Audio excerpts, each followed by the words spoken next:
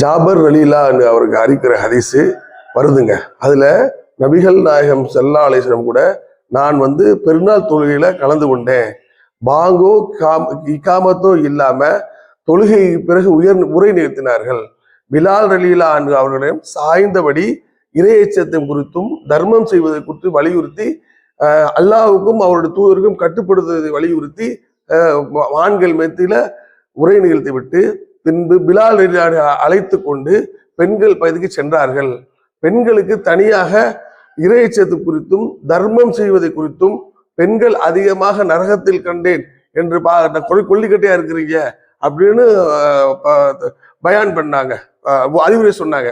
அப்ப கண்ணங்கள் கருத்த பெண்மணி எழுந்து அல்லாஹ்வின் தூதரே ஏன் இப்படி சொல்றீங்க அப்படின்னு கேட்டதுக்கு அவங்க சொல்றாங்க, பெண்கள் நிறைய குறை சொல்வதா இருக்கிறீங்க, நீங்க கணவருக்கு நிராகரிப்பவர்களா இருக்கிறீங்க, அதனால இந்த பாவங்கள்லாம் செய்யாம இருந்துக்கிட்டு உரை நிறுத்தினாங்க.